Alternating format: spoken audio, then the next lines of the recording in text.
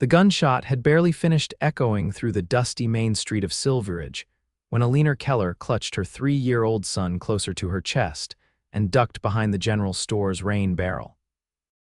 The town's folks were gathered for the annual Founders' Day celebration of 1885, but the festive mood had shattered when Sheriff Tucker's deputy confronted the drunken cattle rustler who'd been causing trouble since sunrise. Eleanor's heart pounded as she peered around the wooden slats, her golden brown hair falling loose from its careful arrangement. Little Thomas whimpered against her shoulder, his small fingers digging into her threadbare blue dress. "Hush now, sweetheart," she whispered, smoothing his sandy curls. "It'll be over soon." The confrontation settled as quickly as it had begun, with the troublemaker hauled off to the jailhouse, but Eleanor remained hidden, reluctant to rejoin the crowd that had already returned to their merriment. In the 4 months since she'd arrived in Silverridge, she'd learned that staying unnoticed was safest. "Madam, you and the little one all right back here?" Eleanor, startled at the deep voice, instinctively tightening her grip on Thomas. Standing before her was a tall man with broad shoulders, dressed in worn riding clothes. A dusty Stetson hat sat atop his head, partially shadowing keen hazel eyes that regarded her with concern. "We're fine, thank you," Eleanor replied stiffly, straightening her spine despite the tremble in her hands. "Just waiting for the commotion to pass." The stranger nodded, his gaze shifting briefly to Thomas, who had peeked out from his mother's shoulder with curious eyes. "Name's Flynn Lawson," he said, touching the brim of his hat. "Just rode into town." "Eleanor Keller," she replied, hesitating before adding, "and this is my son, Thomas." Flynn's expression softened as he crouched down to Thomas's level. "Howdy there, young man." "That was some loud noise, wasn't it?" Thomas nodded solemnly, his thumb inching toward his mouth before Eleanor gently intercepted it. "Are you new to Silverridge, Mrs. Keller?" Flynn asked as he straightened, careful to maintain a respectful distance. Eleanor's cheeks warmed. "Miss," she corrected quietly, watching as understanding flickered across his face. "We arrived a few months ago. I work at the boarding house on Elm Street." Flynn nodded, his expression revealing nothing of the judgment she'd come to expect. "Well, Miss Keller, seems the celebration's continuing. Would you and young Thomas care for some lemonade? Mrs. Whittaker's stand is just around the corner." Eleanor hesitated, conscious of the stares that would follow an unmarried mother with a child, especially in the company of a handsome stranger. But Thomas was looking up at her with hopeful eyes, and the heat of the day was pressing down on them both. "Thank you, Mr. Lawson, but we should be getting back," she declined politely. "Mrs. Thatcher will be expecting me to help serve dinner at the boarding house." Flynn nodded, though disappointment briefly crossed his features. "Another time, perhaps. It was a pleasure meeting you both." As Eleanor hurried away, Thomas's small hand clutched in hers. She couldn't help but glance back at the tall cowboy who was now being greeted by Sheriff Tucker. There was something about his open gaze that had made her feel, if only for a moment, that she wasn't being judged for the circumstances that had brought her to this remote corner of Wyoming Territory. That night, after tucking Thomas into their small bed in the attic room of Mrs. Thatcher's boarding house, Eleanor sat by the window, mending one of her son's shirts by the dim light of an oil lamp. The sounds of the town settling for the night drifted up distant piano music from the Silver Dollar Saloon, the occasional whinny of horses, and the laughter of the men who lingered on the porch of the boarding house below. She recognized Flynn Lawson's deep voice among them, discussing cattle prices with Mr. Jenkins, the local banker. Her needle paused mid-stitch as she caught herself listening for his words, for that warm timbre that had addressed her and Thomas with such unexpected kindness earlier in the day. "Foolishness," she whispered to herself, resuming her sewing with determined concentration. A man like Flynn Lawson, strong, handsome, and by the sound of it, respected, would have no interest in a woman with her past. And Eleanor had long ago decided that romance was a luxury she could not afford, not with Thomas to consider. Her son was everything to her, the reason she'd fled Chicago with nothing but a carpetbag and barely enough money for train fare. The reason she'd endured the whispers and sideways glances in each town they passed through. The reason she worked from dawn until dusk scrubbing floors, changing linens, and serving meals at the boarding house for meager wages that barely covered their room and board. Thomas deserved a chance at a good life, far from the scandal that would have tainted his future in Chicago. If that meant Eleanor would never know the comfort of a husband's love or the security of a proper home, so be it. She had made her choice 3 years ago when she discovered herself with child and unmarried, her sweetheart having disappeared at the first mention of responsibility. The next morning dawned bright and clear. Eleanor was up before sunrise, helping Mrs. Thatcher prepare breakfast for the boarders. As she set plates of eggs and bacon on the long oak table, she was startled to find Flynn Lawson seated among the regular boarders, deep in conversation with Mr. Daniels, the town's blacksmith. "Good morning, Miss Keller," Flynn greeted her, his eyes crinkling at the corners when he smiled. "Mr. Lawson," she acknowledged with a nod, quickly moving on to serve the next plate. She felt his gaze following her movements around the table, and a flush crept up her neck despite her best efforts to appear unaffected. "Seems Mr. Lawson has decided to stay on in Silverridge for a spell, Mrs. Thatcher announced as she refilled coffee cups. "He's taken the vacant room at the end of the hall." Eleanor nearly dropped the platter she was carrying, Flynn Lawson staying at the boarding house. The thought of encountering him daily sent a flutter of something dangerously close to anticipation through her chest. "Need any help with that, madam?" Flynn was suddenly beside her, steadying the platter with a gentle hand. The brief contact sent a jolt through Eleanor that she immediately tried to suppress. "Thank you, but I can manage," she replied, pulling away perhaps too quickly. "If you'll excuse me, I need to check on Thomas." Flynn nodded, stepping aside to let her pass. "Of course." "How is the little fellow this morning?" "He's well, thank you," Eleanor replied, softening slightly at the mention of her son. "Mrs. Thatcher's daughter is watching him while I serve breakfast. He seems like a fine boy," Flynn commented. "Strong and curious, good traits for growing up out here." Pride momentarily overcame Eleanor's guardedness. "Yes, he is. Brave too, considering all the changes he's had to adjust to." Flynn seemed about to say more when Mrs. Thatcher called for Eleanor from the kitchen. With a quick nod, she hurried away, relieved to escape the confusing mix of emotions that Flynn Lawson's presence stirred within her. The following days established a routine that both comforted and unsettled Eleanor. Flynn would greet her each morning at breakfast, exchange a few pleasantries, and then be off to whatever business occupied his days. She learned from Mrs. Thatcher that he was surveying land to potentially start his own cattle ranch, having worked as a foreman on a large operation down in Colorado. "Man knows his business," Mrs. Thatcher remarked approvingly as they washed dishes one afternoon. "And unmarried too, with prospects. Every eligible young lady in town has taken notice." Eleanor merely nodded, unwilling to admit that she had indeed noticed more than Flynn Lawson's prospects. She'd noticed how he always tipped his hat to ladies passing on the street, how he'd stopped to help Mrs. Callahan carry her groceries, and how he'd taken to bringing little wooden animals for Thomas, whittled by his own hand during evening hours on the porch. Thomas, unlike his cautious mother, had taken an immediate liking to the tall cowboy. Flynn had a way with children that Eleanor found both endearing and painful to witness.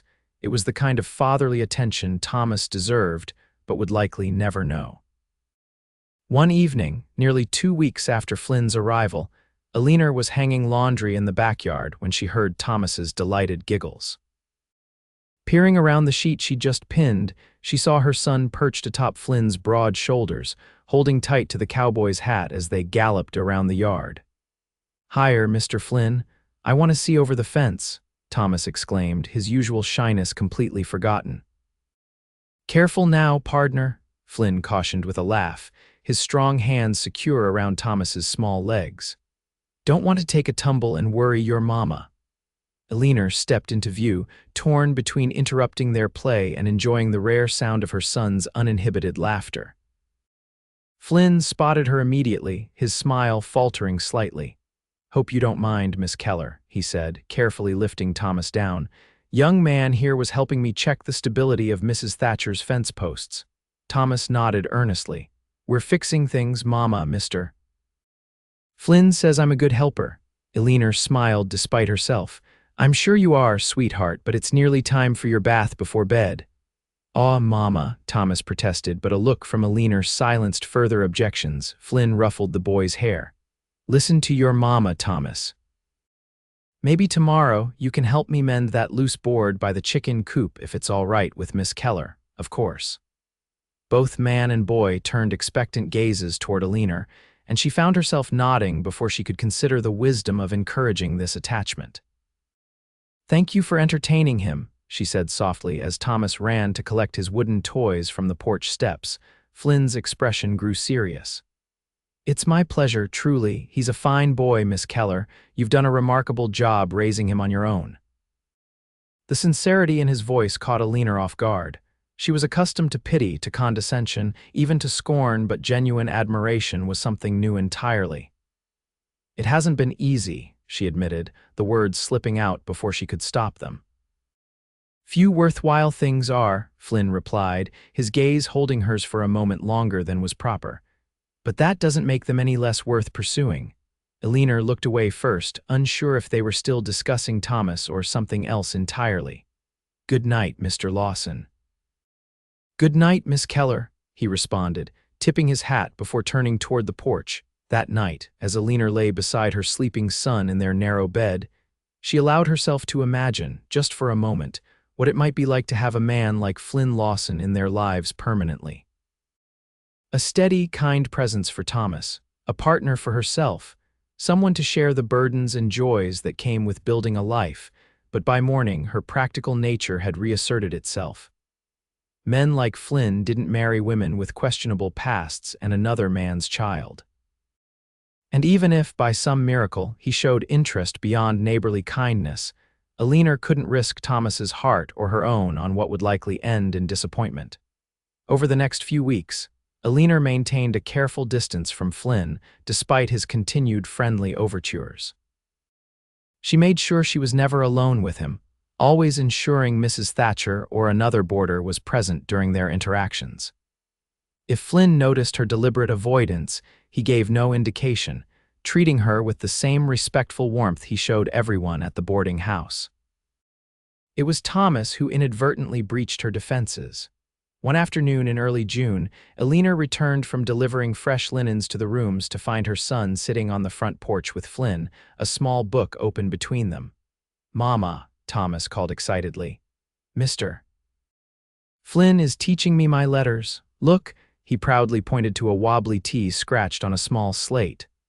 "That's wonderful, darling," Eleanor said, her heart constricting at the pure joy on her son's face. She glanced at Flynn, who was watching her with an unreadable expression. "Hope you don't mind," he said, rising to his feet. "Thomas mentioned wanting to write his name, and I had some time before meeting with Mr. Jenkins about the land purchase."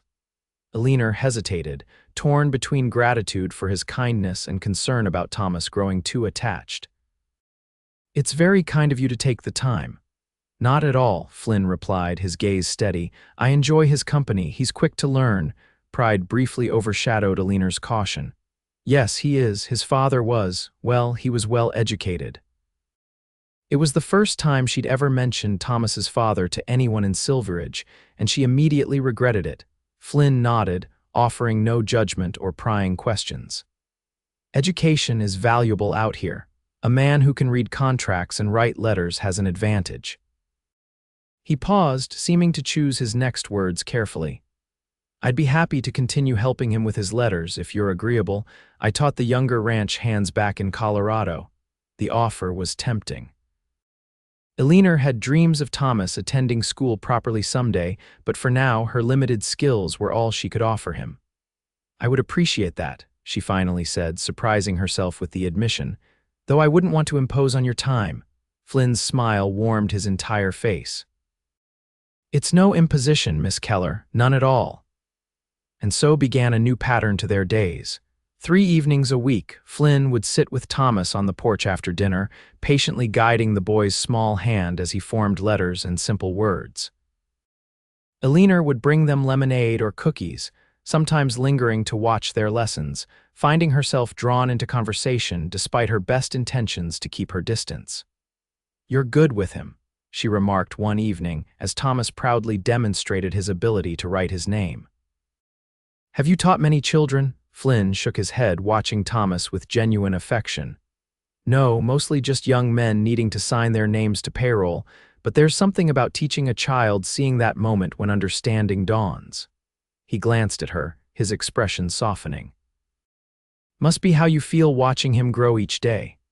"Yes," Eleanor agreed, surprised by how easily conversation flowed between them when focused on Thomas. "Though sometimes it happens so quickly I fear I'll miss something important." "I doubt that," Flynn said. "You notice everything about him, the way he scrunches his nose when concentrating, how his left hand wants to take over from his right when he's tired." He smiled at her surprised expression. "You're a good mother, Eleanor, the best kind." The use of her given name should have alarmed her, should have prompted a retreat behind the walls of propriety she'd built so carefully. Instead, she found herself warming to it, to the way it sounded in his deep voice, spoken with such genuine respect. As June gave way to July, Eleanor began to notice changes in herself. She found reasons to linger in conversation with Flynn, allowed herself to laugh at his gentle jokes, even shared stories of her childhood in Pennsylvania, careful, edited stories that revealed nothing of her time in Chicago or the circumstances of Thomas's birth. Flynn, in turn, told her of growing up on his father's struggling farm in Missouri, of learning ranch work from his uncle after his parents died of fever, of working his way up from stable boy to foreman through determination, and an uncanny ability to understand cattle and horses alike. "I've been saving every penny since I was 16, he explained one warm evening as they sat on the porch steps, watching Thomas chase fireflies in the yard. "Dreamed of my own place, not just working someone else's land, but building something that could last, something to pass down someday." "And now you've found it?" Eleanor asked, genuinely interested in his ambitions. Flynn nodded, his expression serious yet hopeful. "The land northeast of town, along Cottonwood Creek. Jenkins approved the bank loan yesterday.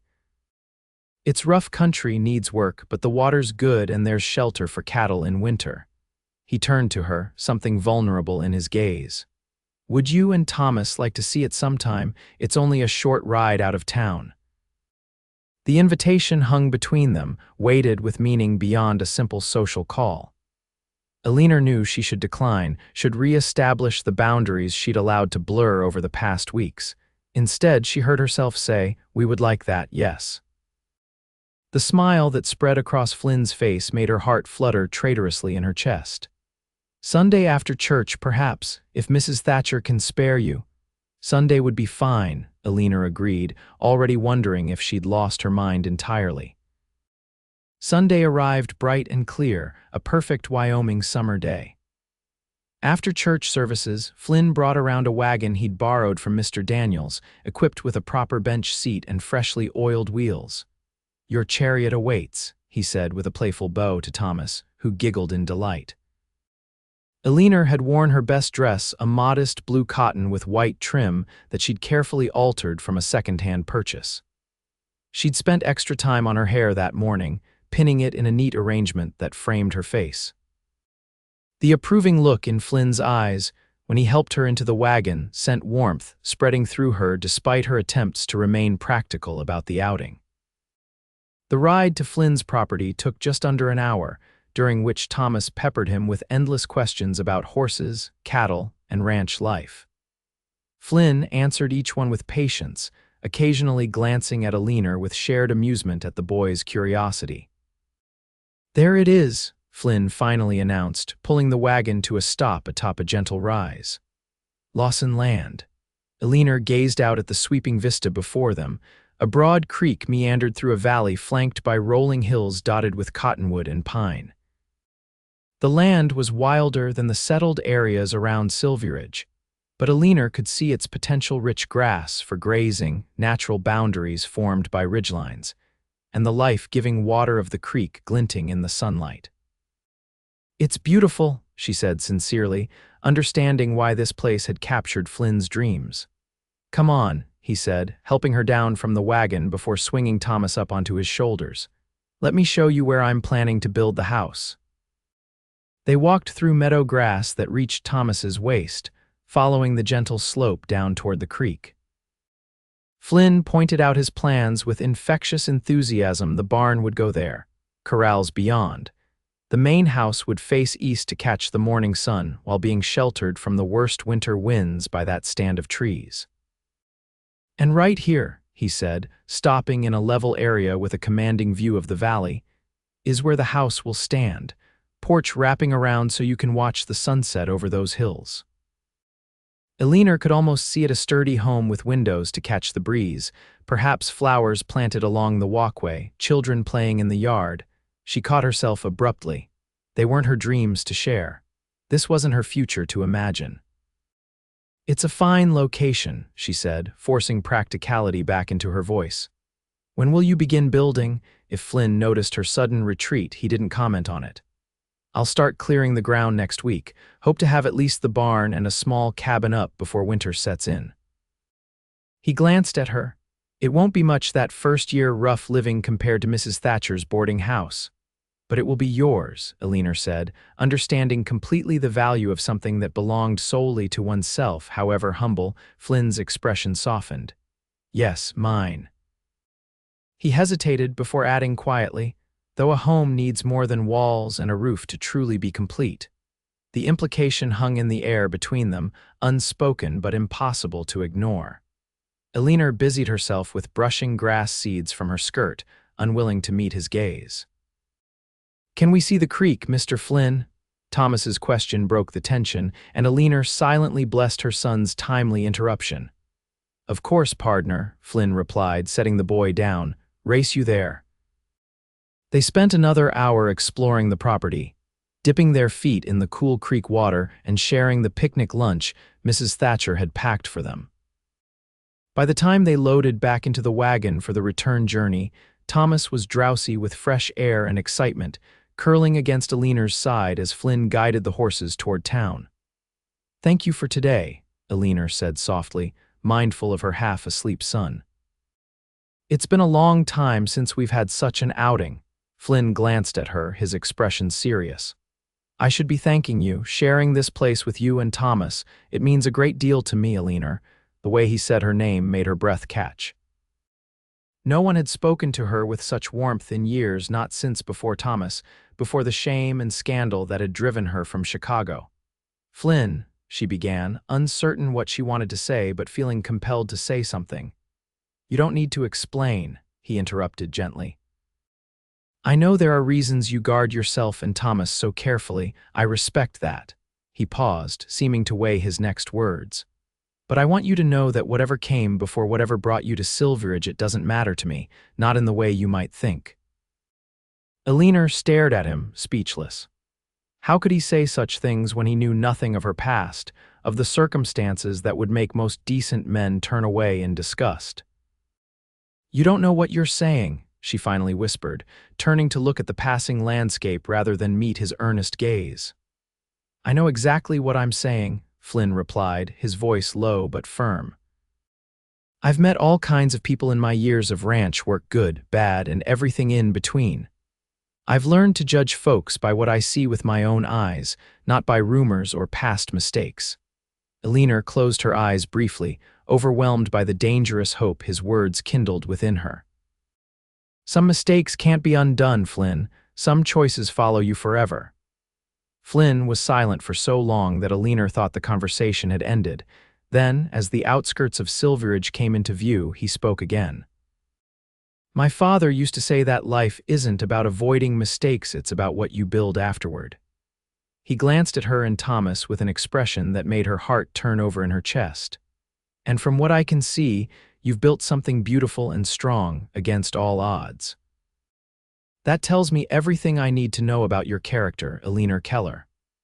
Before she could respond, they were pulling up to the boarding house, and Mrs. Thatcher was hurrying down the steps to greet them, eager for news of their outing. The moment for further conversation had passed, but Flynn's words echoed in Eleanor's mind long into the night, challenging everything she'd come to believe about her place in the world. The following weeks brought a flurry of activity to Silverridge. Flynn began work on his ranch, riding out each morning before dawn and returning dusty and tired each evening.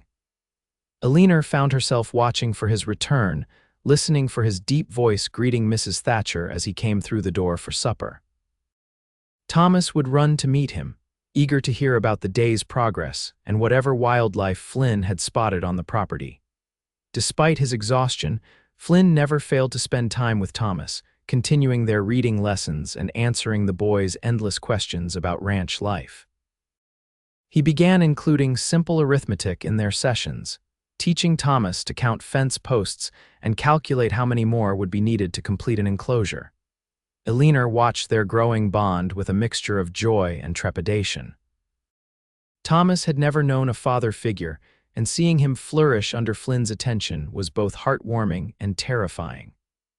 What would happen to her son's tender heart when Flynn eventually found a suitable wife, a woman without Eleanor's complicated past, and started his own family? These thoughts preoccupied her one afternoon in late July as she swept the boarding house porch. She was so lost in her worries that she didn't notice Mrs. Thatcher joining her until the older woman spoke. "That Lawson fellow has eyes for you, Eleanor, Mrs. Thatcher stated matter-of-factly, settling her ample frame into the porch rocker. "Has since the day he arrived." Eleanor nearly dropped her broom. "Mrs. Thatcher, please." "Oh, don't Mrs. Thatcher me," the landlady interrupted with a knowing smile. "I've been around long enough to recognize when a man's interest goes beyond politeness. The question is, what do you intend to do about it?" Eleanor resumed her sweeping, focusing intently on a non-existent spot of dirt. "There's nothing to do, Mr. Lawson is simply kind to everyone, especially Thomas." Mrs. Thatcher snorted. "Kind indeed. The man rides 10 miles back to town each evening instead of camping at his property because he can't bear to miss seeing you and that boy at supper." She fixed Eleanor with a penetrating gaze. "Life doesn't offer second chances to everyone, my dear. Sometimes you have to be brave enough to take what's being offered." Eleanor paused, leaning on her broom as she considered the older woman's words. "It's not that simple, Mrs. Thatcher. You know my situation." "I know you're an unmarried mother who's worked herself to the bone caring for her child," Mrs. Thatcher replied firmly. "I also know you're the most honest, hard-working young woman I've had the privilege to employ." She softened her tone. "Whatever happened before you came here, whatever mistakes you think define you, they're part of your past, not your future." Tears pricked at Eleanor's eyes. "Not everyone sees it that way." "Flynn Lawson does," Mrs. Thatcher stated with certainty. "That man sees you, Eleanor truly sees you. And he sees Thomas too, not as a burden or someone else's child, but as the wonderful boy he is." She rose from her chair with a small groan. "Just something to consider before you sweep away what could be the greatest blessing of your life." With that, the landlady returned inside, leaving Eleanor alone with thoughts more turbulent than before.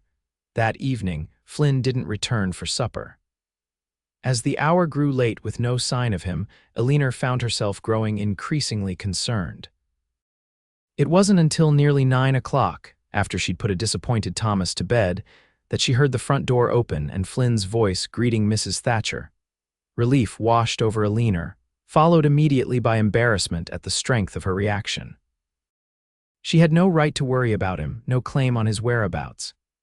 Yet she found herself moving toward the stairs, drawn by the need to assure herself he was all right.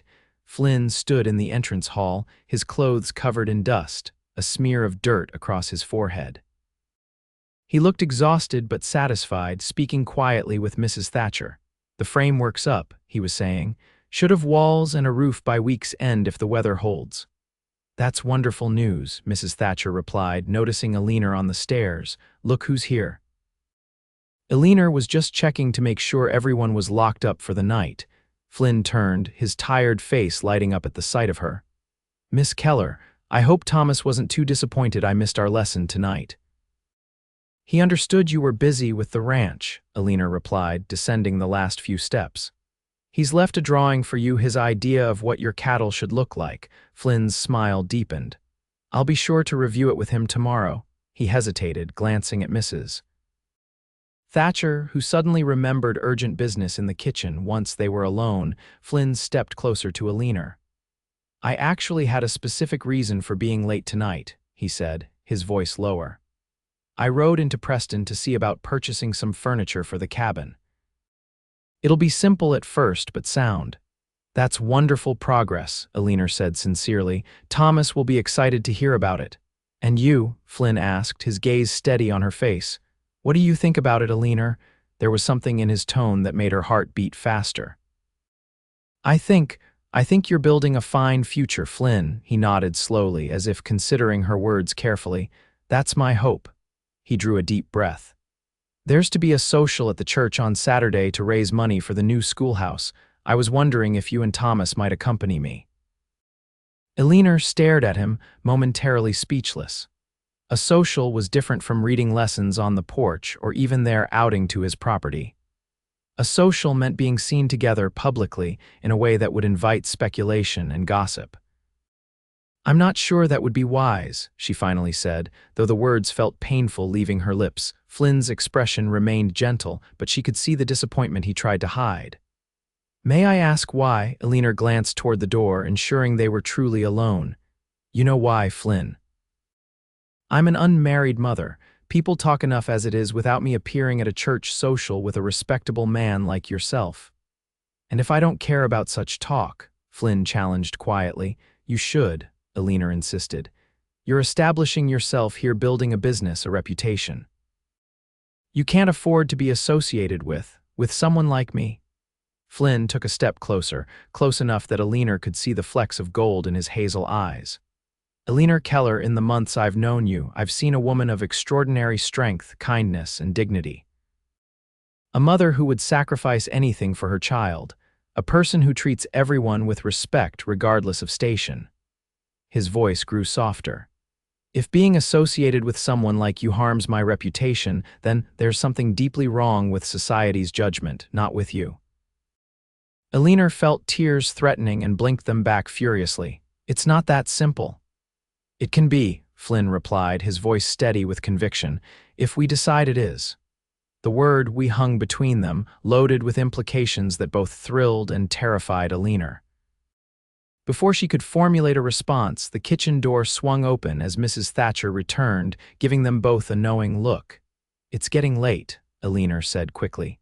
"Good night, Mr. Lawson." She hurried up the stairs, her emotions in turmoil.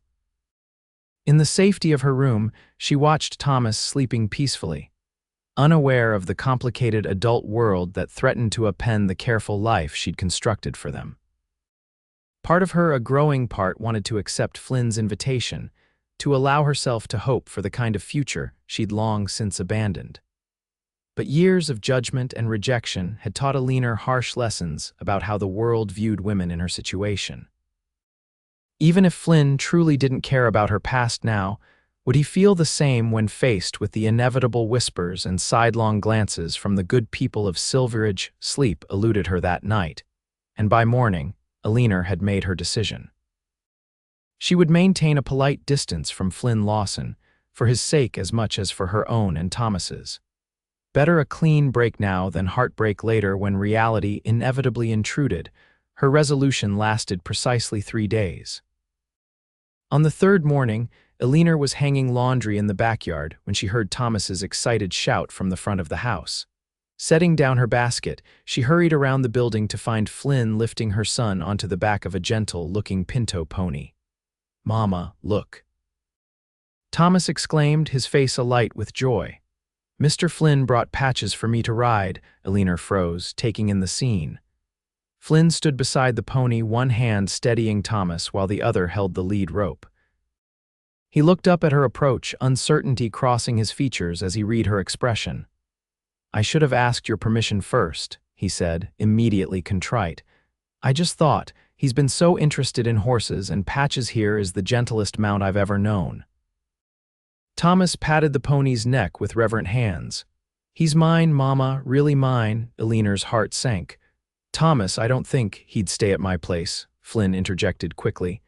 "I'd teach Thomas to care for him properly on visits.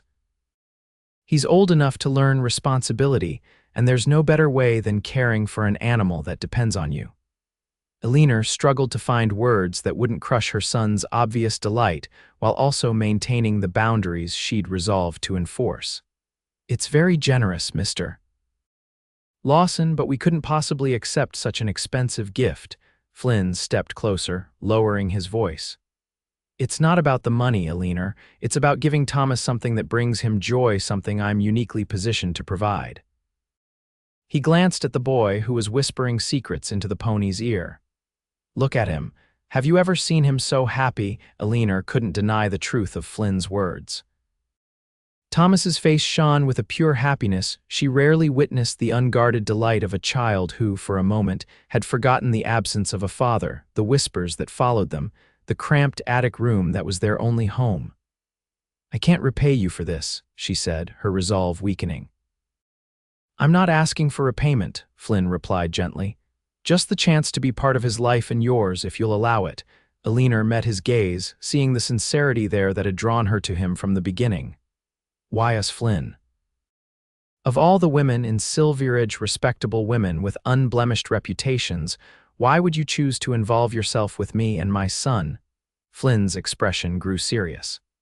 "Because in all my 32 years, I've never met anyone who makes me feel the way you do, Eleanor Keller. Because Thomas reminds me daily of the joy that comes from seeing the world through fresh eyes. Because when I imagine my future on that ranch, it's empty unless I picture you both there with me." Eleanor's breath caught. No man had ever spoken to her with such honest emotion, such clear intent. "Flynn, I don't answer now," he interrupted softly. "Just say you'll come to the social on Saturday. Give me that much at least." Eleanor looked at Thomas, still enraptured with the pony, and then back at Flynn's hopeful expression. Against all her better judgment, she nodded. "We'll come." The smile that transformed Flynn's face was worth whatever consequences might follow. Saturday arrived clear and warm, a perfect late July evening. Eleanor dressed with special care, wearing her best dress, the blue one that brought out the gold flecks in her brown eyes. She arranged Thomas in his Sunday clothes, dampening his hair to control the unruly curls that so resembled his absent father's. As they walked toward the church, Thomas skipping ahead with excitement, Eleanor felt a flutter of nerves in her stomach. This would be her first social event in Silverridge beyond Sunday services, where she could slip in quietly and leave immediately after the benediction. Flynn was waiting for them at the churchyard gate, dressed in clean trousers and a pressed shirt, his usually unruly hair tamed with water and a comb. The smile he gave Eleanor made her momentarily forget her anxiety. "You look beautiful," he said simply, offering his arm. Eleanor hesitated before placing her hand in the crook of his elbow, acutely aware of the eyes already turning in their direction. "Thank you for inviting us," she replied formally, clinging to propriety as a shield. The social was held in the church hall, decorated with paper lanterns and wildflowers for the occasion. Tables laden with food lined one wall, while a small band of local musicians played cheerful tunes in the corner. Nearly everyone in Silverridge seemed to be in attendance, from the oldest widow to the youngest babe in arms. Flynn guided Eleanor and Thomas through the crowd, greeting townspeople with easy confidence. To Eleanor's surprise, most responded warmly, including them in conversations about weather, crops, and local gossip as if their presence together was the most natural thing in the world. Thomas was soon swept away to join the other children in games organized by the preacher's wife, leaving Eleanor and Flynn standing somewhat awkwardly by the punch bowl. "Would you care to dance?" Flynn asked as the musicians struck up a waltz. Eleanor glanced at the dance floor where several couples were already twirling. "I'm not sure that would be appropriate." Flynn's expression remained gentle but determined. "One dance, Eleanor, that's all I'm asking." Before she could respond, a sharp voice cut through their conversation. Well, if it isn't the boarding house help putting on airs. Mrs. Hargrove, wife of the town's wealthiest merchant, stood nearby with two other women, her expression pinched with disapproval. Mr. Lawson, I'm surprised to see you in such unconventional company. Eleanor felt her face burn with humiliation. This was exactly what she had feared, public censure that would tarnish Flynn's reputation by association. Before she could excuse herself, Flynn's hand came to rest at the small of her back, a steadying presence. Mrs. Hargrove, he acknowledged with cool politeness. Miss Keller has done me the honor of accompanying me this evening. I consider myself fortunate indeed. Mrs. Hargrove's eyes narrowed. Really, Mr. Lawson, there's no need to maintain such gallantry. Everyone knows the girl's situation. She lowered her voice to a stage whisper. Unmarried, with a child, one wonders what other moral failings lurk beneath the surface. Eleanor felt as though she'd been slapped. She began to pull away from Flynn, desperate to escape, but his arm held her firmly in place. Mrs. Hargrove, Flynn said, his voice carrying just enough to draw attention from nearby conversations. I've worked cattle drives with men who have killed in self-defense. I've broken bread with reformed outlaws and women who once worked in saloons. In my experience, those who have faced hardship and overcome mistakes often possess more genuine character than those who have never been tested. His gaze was unwavering. Miss Keller has raised a fine son alone, working honest jobs and treating everyone with dignity, even those who offer none in return. I can think of no one whose company I'd rather keep. A hush had fallen over the nearest groups, all pretense of not listening abandoned. Eleanor stood frozen, caught between mortification at being the center of attention and astonishment at Flynn's public defense. Mrs. Hargrove's face mottled with anger. Well, perhaps you should, madam, Flynn interrupted politely. Perhaps we all should remember that judgment is best left to the Almighty. He turned to Eleanor, his expression softening. I believe you promised me a dance. In a daze, Eleanor allowed Flynn to lead her onto the dance floor. As his arm encircled her waist and he guided her into the waltz, she finally found her voice. You shouldn't have done that, she whispered, though her heart was racing with emotions she couldn't quite name. Flynn's hand tightened slightly on hers. I meant every word, Eleanor. You've made yourself a target for gossip, she persisted. Your business, my business, will succeed or fail based on how well I raise cattle, not on whom I choose to court, Flynn replied firmly. Eleanor stumbled slightly at the word court, and Flynn steadied her smoothly, continuing their dance as if nothing had happened. Is that what you're doing? She asked, hardly daring to believe what she was hearing. Courting me, Flynn's eyes held hers with unwavering certainty. I've been trying to for weeks now, though you've been remarkably skilled at keeping me at arm's length. Despite herself, Eleanor felt a smile tugging at her lips. I had my reasons. I know, Flynn acknowledged, guiding her through a turn. Good ones from your perspective. But Eleanor, at some point, you have to decide whether protecting yourself from potential pain is worth sacrificing potential joy. As they continued to dance, Eleanor became aware that other couples had joined them on the floor, the initial shock of their conversation with Mrs. Hargrove fading into the general merriment of the evening. Not everyone approved. She could feel disapproving glances, but there were friendly faces too. Mrs. Thatcher beamed at them from beside the punch bowl. Sheriff Tucker nodded respectfully as he waltzed past with his wife. And across the room, Thomas watched with wide eyes, a slow smile spreading across his small face as he observed his mother dancing in the arms of the man who had brought him a pony and taught him his letters. For the first time in years, Eleanor allowed herself to imagine a future different from the one she'd resigned herself to, a future with laughter and companionship, with a home that belonged to them, with a man who looked at her not with judgment but with admiration and affection. The music ended and Flynn reluctantly released her, though he kept her hand in his as they left the dance floor. Thank you, he said simply. Eleanor squeezed his hand before letting go. I should check on Thomas. As she crossed to where the children played, she felt lighter somehow, as if a burden she'd carried for years had begun to ease. Perhaps Mrs. Thatcher was right, perhaps life did occasionally offer second chances to those brave enough to seize them. The remainder of the evening passed in a pleasant blur. Eleanor found herself included in conversations with women who had previously only nodded politely in church. Thomas regaled Flynn with tales of his adventures with the other children, his natural shyness forgotten in his excitement. Even Mrs. Hargrove kept her distance, though her disapproving glances followed Eleanor throughout the hall. As the evening drew to a close, Flynn walked Eleanor and a sleepy Thomas back to the boarding house, the boy riding on his shoulders for the last block when his small legs grew too tired to continue. "I had a wonderful time," Eleanor admitted as they reached the front porch. "Thank you for persuading me to come." Flynn gently lowered Thomas to the ground, keeping one steadying hand on the drowsy child's shoulder. "I hope it's just the first of many such evenings," he replied, his voice warm with promise.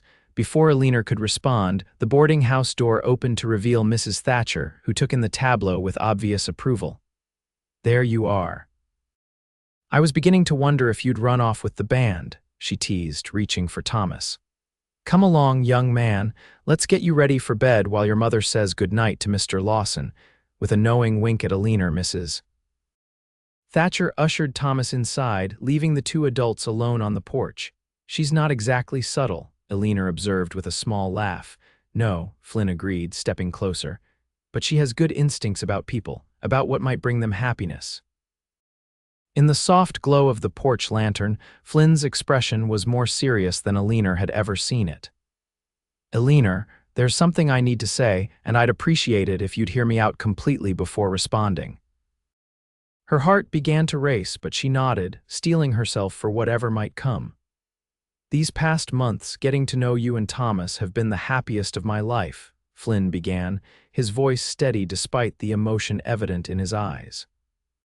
"I came to Silverridge looking for land to build a ranch, but I found something far more precious, a woman of extraordinary courage and grace, and a boy whose spirit reminds me daily of the joy in simple things." Eleanor's breath caught as Flynn took her hands in his. "I know you've built walls to protect yourself, and Thomas, walls I respect for the love that raised them. But I'm asking you to consider lowering them, just enough to let me prove that not every man will disappoint you, that not everyone judges based on circumstances rather than character." He drew a deep breath. "The cabin at the ranch will be finished within the week. It's small, just 2 rooms to start, but it's solidly built on good land with clean water and room to grow. What it lacks is a family to make it a home." Eleanor felt tears pricking at her eyes as Flynn continued, his voice growing more tender. "I'm not asking for an immediate answer. I know trust comes harder to those who have had it broken before. All I ask is that you consider a future where you don't have to face every challenge alone, where Thomas has someone to teach him to ride and rope and read, where you have a partner who values your strength and beauty equally."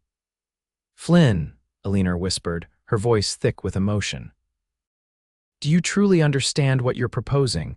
The gossip won't stop, it may even worsen if we marry," Flynn finished gently. "Eleanor, I've lived long enough to know that people's opinions matter far less than building a life that brings joy and purpose. The gossips will eventually find new targets, but what we could build together that could last generations. Marriage." The word hung between them, simultaneously terrifying and tantalizing. Eleanor had long ago resigned herself to spinsterhood, to raising Thomas alone while working whatever respectable job she could find. The possibility of a husband, a good, kind man who accepted both her and her son, seemed almost too miraculous to contemplate. "I need time," she finally said, her voice barely audible. Flynn nodded, bringing her hands to his lips in a gesture of such tender respect that Eleanor felt her resolve wavering. "Take all the time you need. I'm not going anywhere." In the days that followed, Eleanor found herself torn between caution and hope.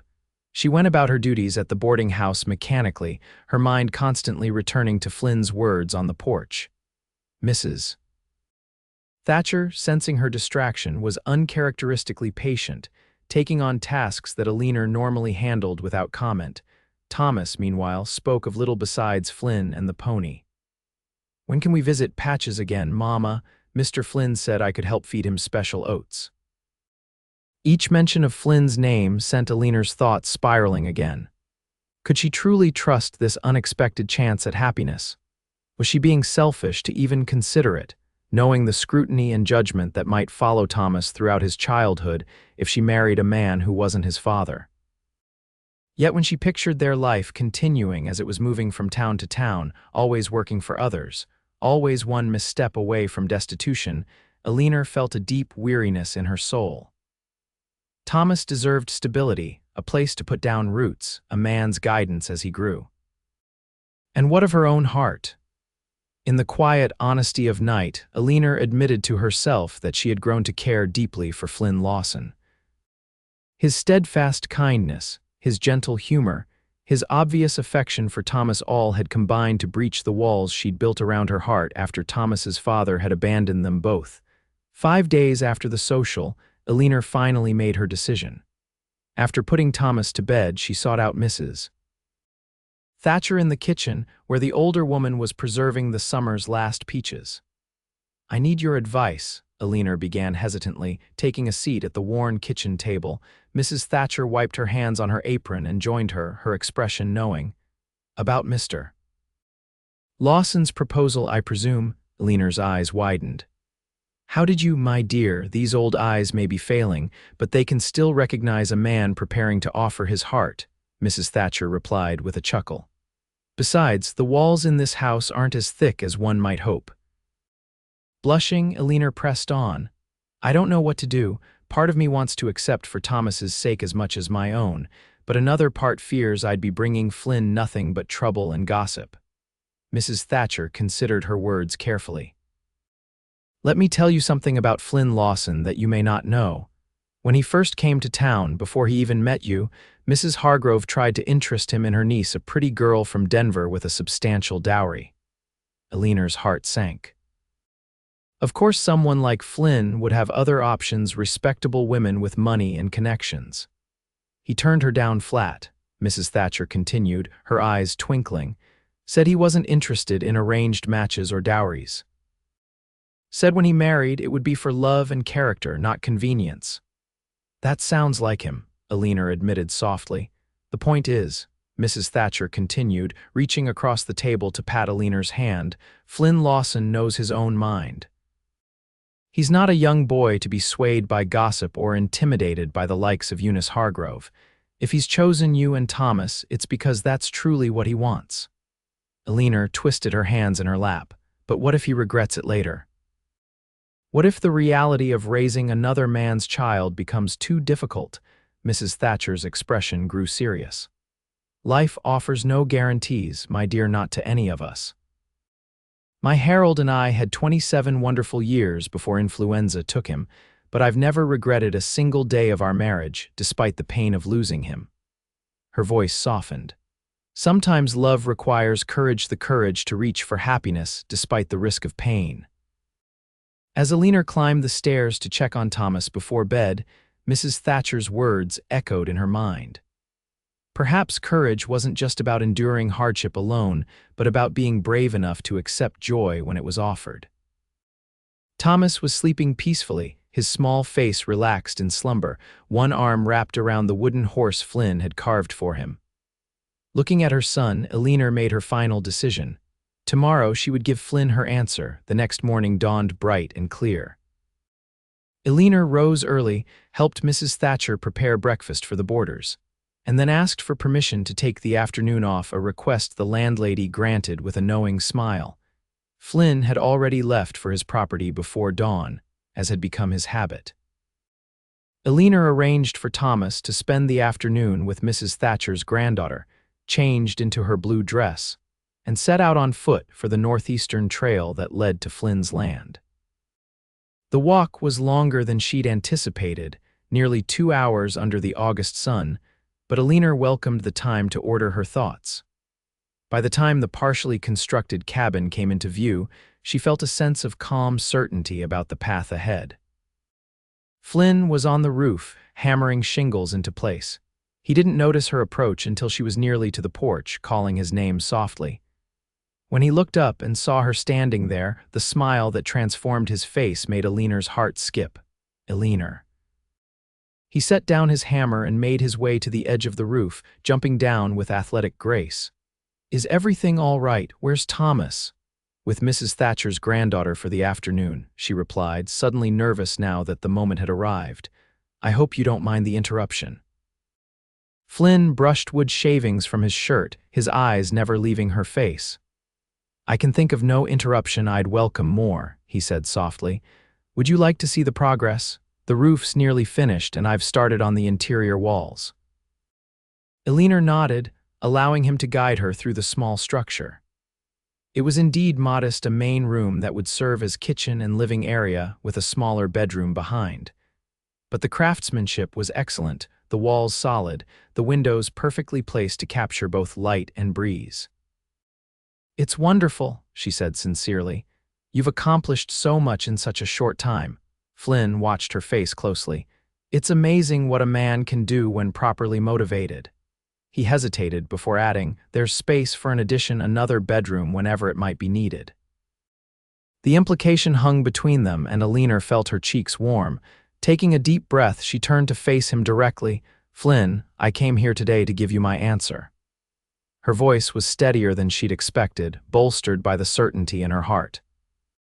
"But first, I need to tell you something about my past that you should know before making such an important decision."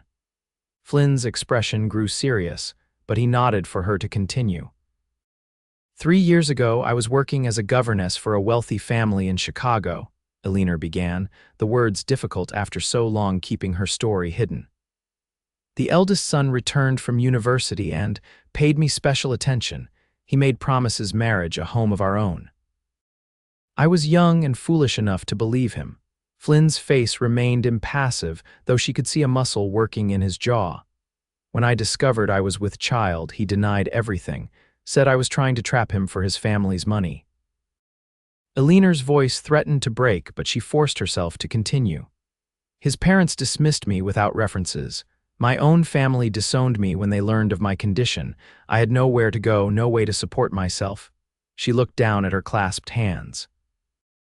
"I worked whatever jobs I could find, laundress, seamstress, kitchen help. Each time my situation became known, I would be let go. We moved constantly, Thomas and I, always one step ahead of starvation." When she finally looked up, Eleanor was startled to find not judgment in Flynn's eyes, but a depth of compassion that nearly undid her. "Silverridge is the longest we've stayed anywhere," she finished quietly. "Mrs. Thatcher was the first employer who didn't dismiss me when she learned about Thomas, and you," her voice faltered, "you're the first man who's looked at me since and seen something other than a fallen woman." Flynn closed the distance between them, taking her hands in his. "What I see, Eleanor Keller, is a woman of extraordinary courage and integrity, a mother who would sacrifice anything for her child, a person I would be proud to call my wife." Tears blurred Eleanor's vision as Flynn continued, his voice thick with emotion. "I don't care about the past, yours or mine. I care about the future we could build together if you'll have me." "Yes," Eleanor whispered, the single word carrying all the hope and fear and longing of her heart. "Yes, Flynn, I will marry you." The joy that suffused Flynn's face was like sunrise breaking over the mountains. With gentle reverence, he drew Eleanor into his arms, his lips finding hers in a kiss that held both tenderness and promise of a life where she would no longer face each day's challenges alone. When they finally parted, Flynn rested his forehead against hers. "I'll make you happy, Eleanor. You and Thomas both, that's my solemn vow." "You already have," she replied, allowing herself to believe at last in the possibility of lasting joy. They stood together in the half-finished cabin that would soon become their home, the afternoon sun streaming through uncurtained windows, casting golden light on the beginning of their shared future. "When?" Flynn asked, his arms still around her waist, as if reluctant to release her now that she'd finally accepted him. "When will you marry me?" Eleanor laughed, a sound of pure happiness that surprised even herself. "Whenever you wish. We have no family to consult, no elaborate preparations needed." Flynn's expression grew serious.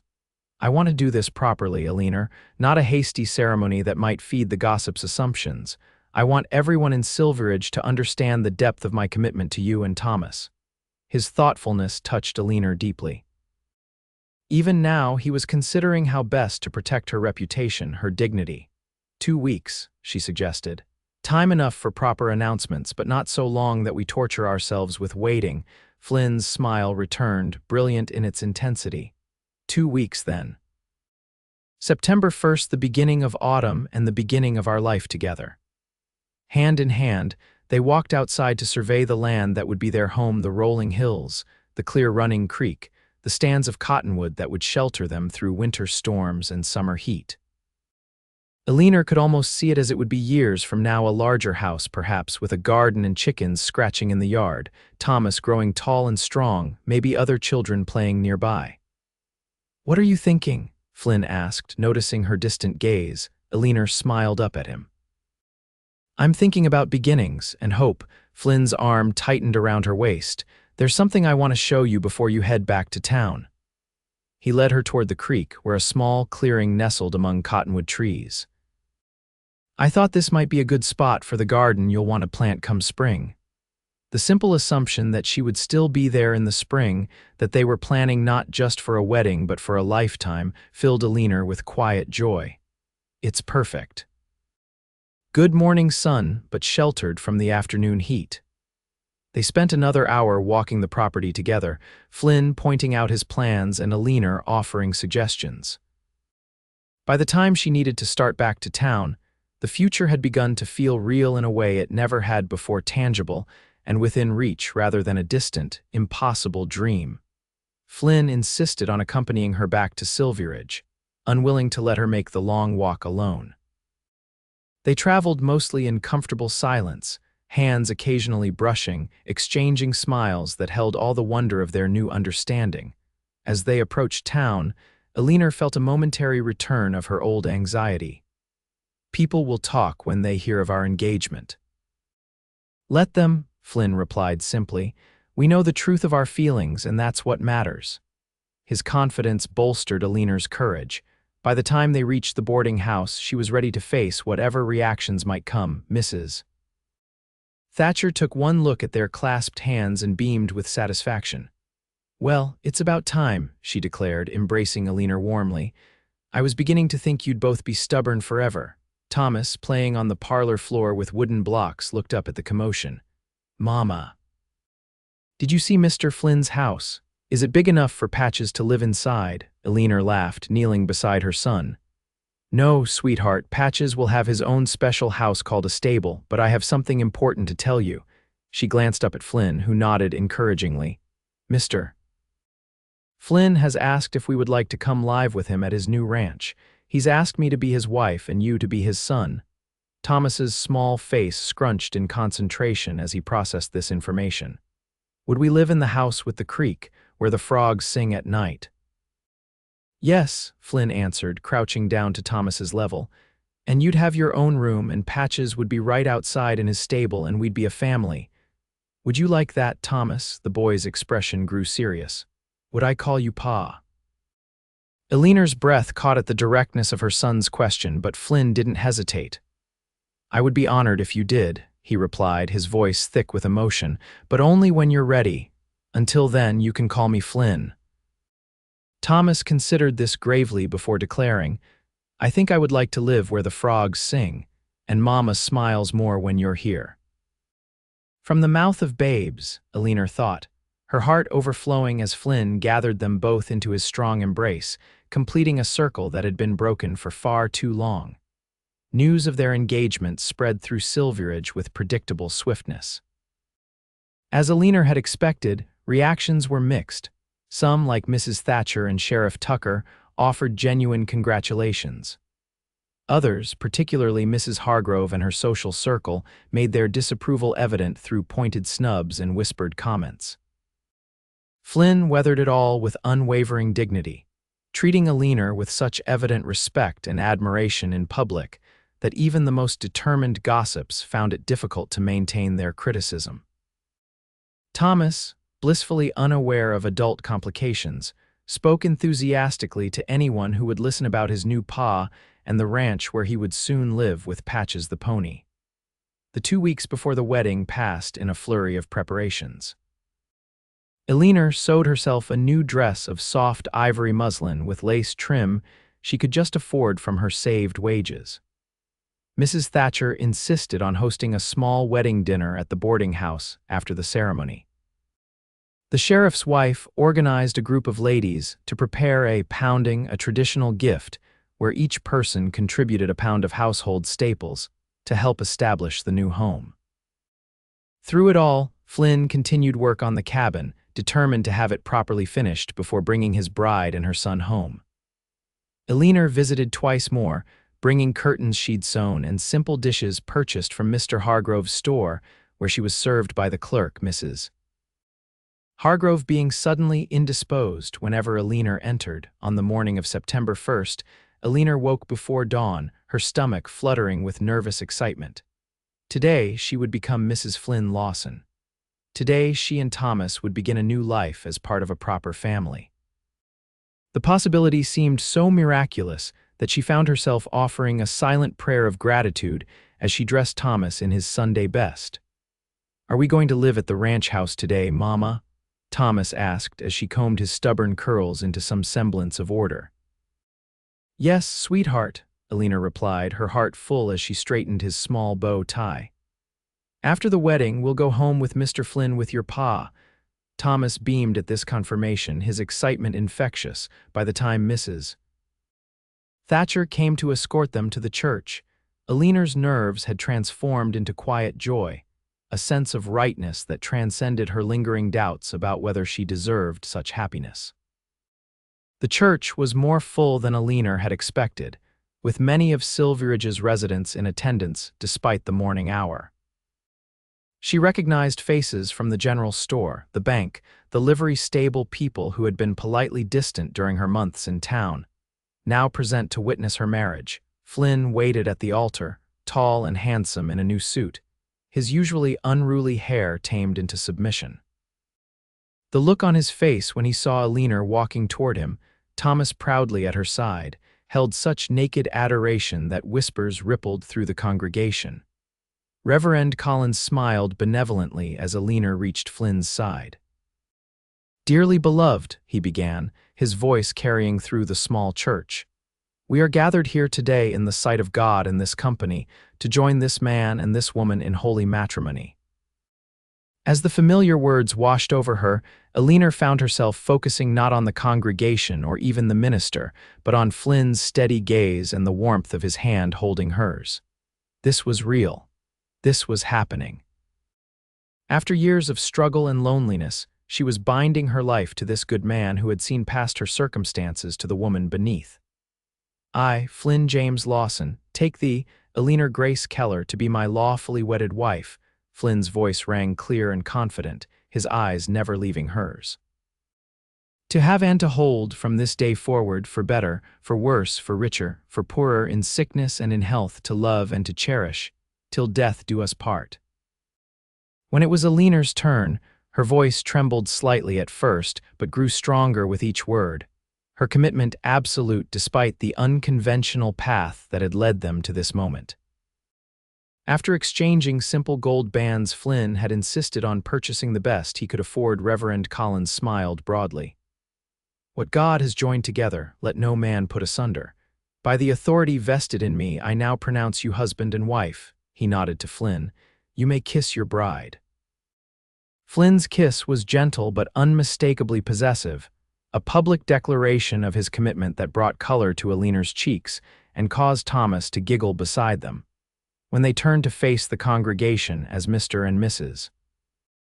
Flynn Lawson, Eleanor was startled by the spontaneous applause that erupted. Not everyone joined in Mrs. Hargrove, and her circle remained stiffly proper, but enough hands clapped in genuine celebration that Eleanor felt tears of gratitude pricking her eyes.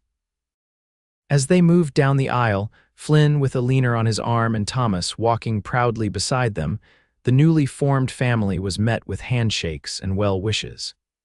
Even Mr. Hargrove stepped forward to congratulate them, though his wife remained conspicuously absent. The wedding dinner at the boarding house was a joyful affair, with more food than Eleanor had seen in one place since leaving Chicago. Mrs. Thatcher had outdone herself, preparing Flynn's favorite beef stew alongside fried chicken, fresh bread, 3 kinds of vegetables, and a wedding cake that drew gasps of admiration when it was brought out. Throughout the celebration, Flynn remained close to Eleanor's side, his pride evident in every glance, every touch of his hand at her waist. Thomas darted between the adults, accepting cookies and compliments with equal enthusiasm, occasionally returning to tug at Flynn's sleeve and ask, "Are we going home soon, Pa?" The first time Thomas used the title, Flynn's expression had been so nakedly emotional that Eleanor felt her own eyes filling with tears.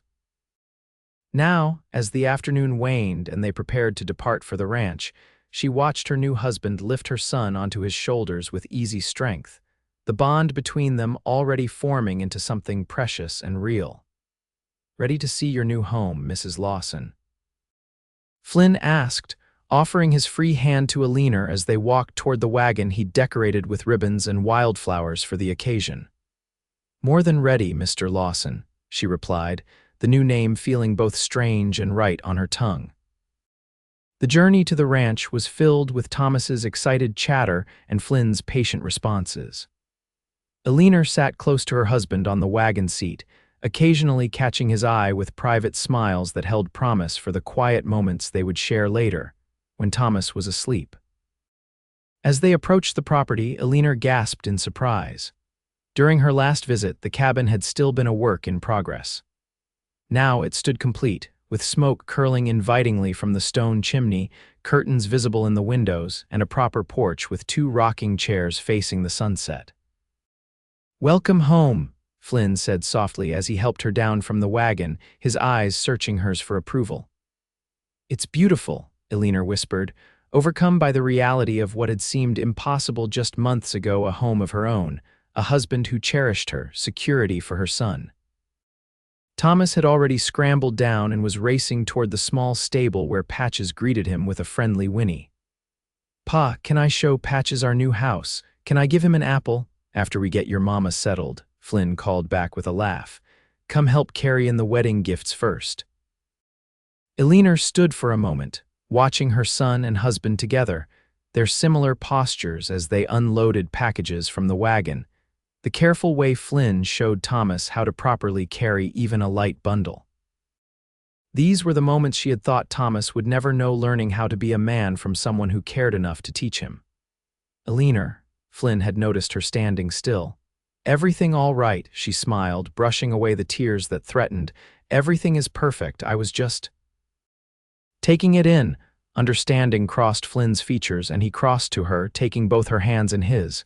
"This is real," he said softly, seeming to read her thoughts. "This is our beginning." Their first evening as a family was both ordinary and miraculous.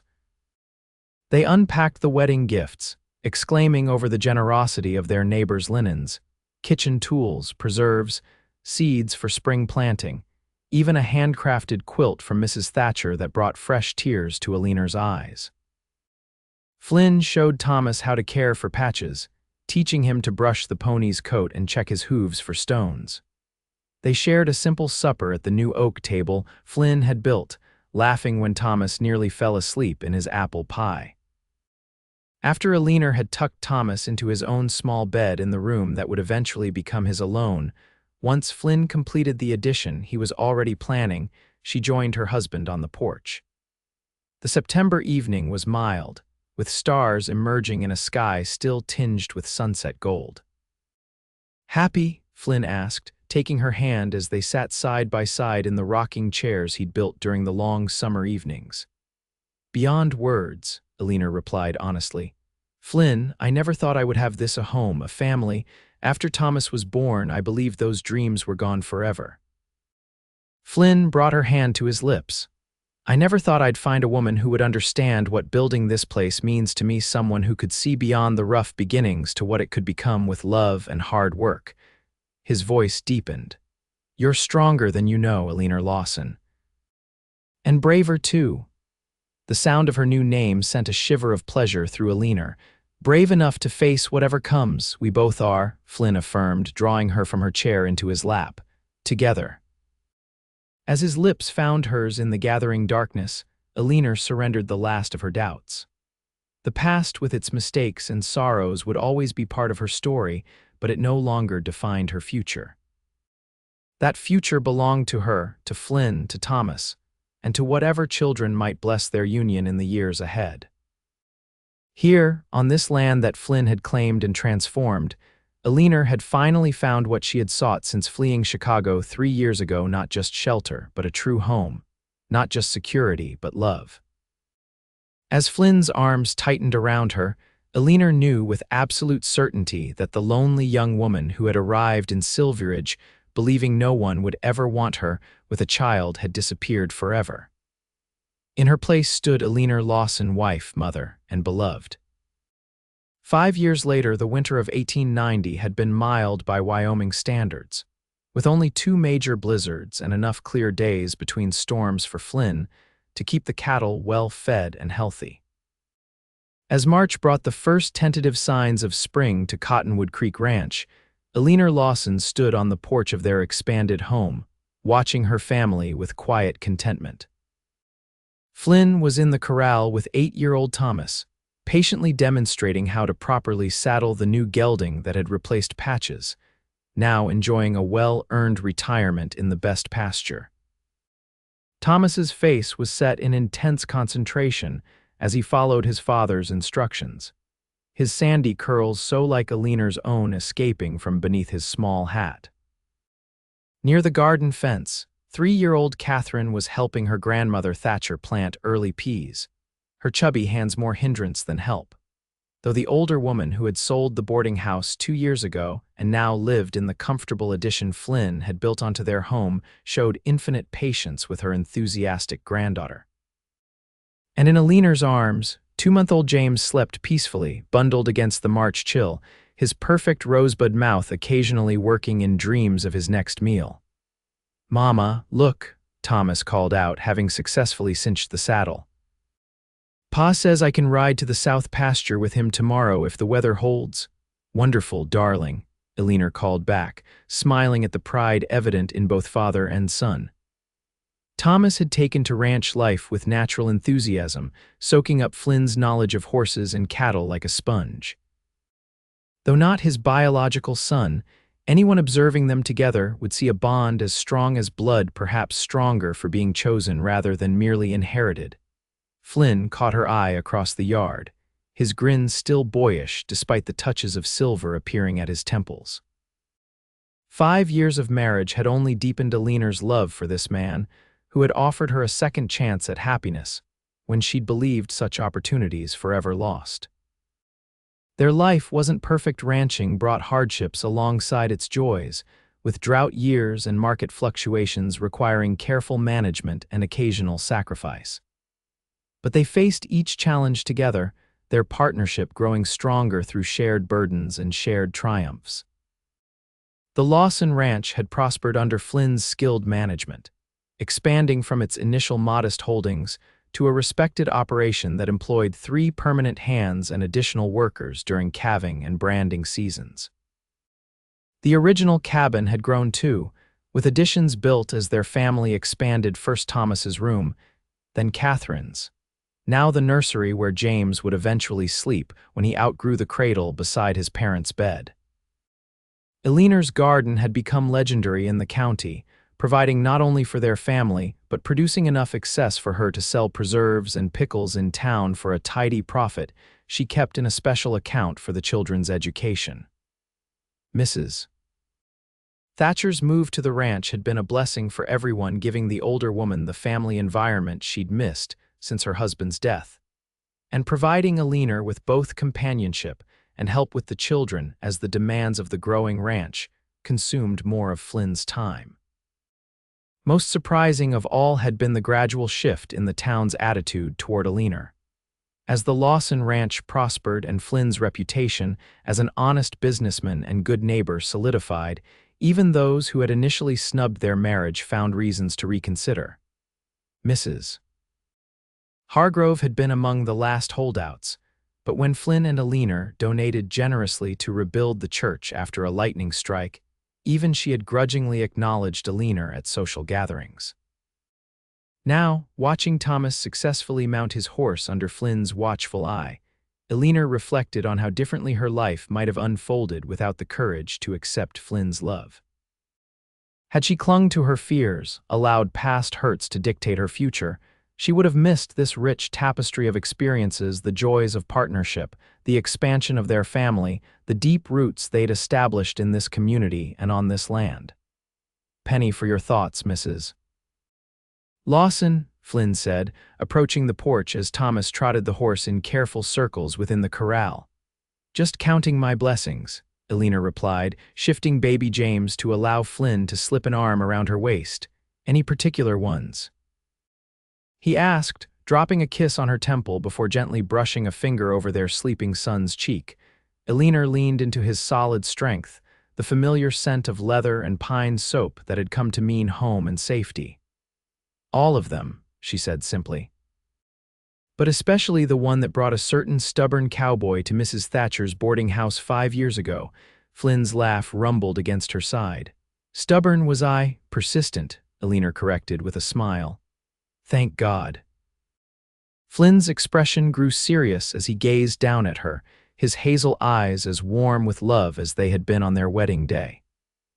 I knew from that first moment when you were hiding behind the rain barrel with Thomas during Founder's Day that you were someone special.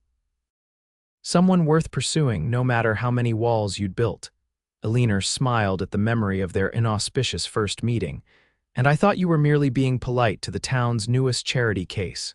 Never that, Flynn said firmly. I saw a woman of extraordinary courage facing a difficult world with dignity and grace, a mother protecting her child with fierce love. The kind of partner I'd always hoped to find but never truly believed existed. The sincerity in his voice still had the power to touch Eleanor deeply, even after 5 years of marriage. I love you, Flynn Lawson, she whispered, rising on tiptoe to brush her lips against his. And I love you, Eleanor Lawson, he replied, his arm tightening around her waist. More with each passing day. As they stood together watching Thomas's riding lesson, Catherine's gardening adventures, and the peaceful slumber of their newest blessing, Eleanor felt a sense of completion that transcended mere happiness. This was where she belonged, not despite her past, but because of it. Every step of her journey, even the painful ones, had led her to this place, this family, this love.